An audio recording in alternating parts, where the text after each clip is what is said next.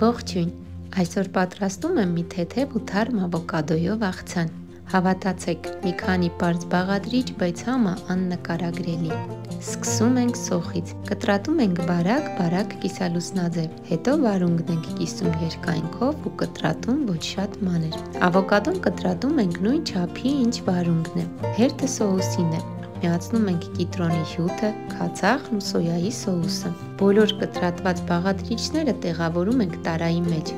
Ավելացնում ենք սոուսը, համեմում ենք աղով և սև պղպեղով։ Հազարի տերևները ձեռքով փոկում ենք, շատ մանրացնել պետք չէ։ Սկսեցի խառնել ու հենց այդ պահին նկատեցի, որ կտրատած սոխը մոռացել եմ ավելացնել։ Այ հիմա ավելացնելուց հետո լավ խառնում ենք և վերջ։ Հրաշալի համեր, թարմություն ու օգտակարություն մեկ ափսեում։ Հուսով եմ քեզ դուր եկավ այս թարմ ու հանգիստ բաղադրատոմսը։ Եթե այո, բաժանորդագրվիր, որ միասին շարունակենք գտնել գեղեցկությունը պարզության մեջ։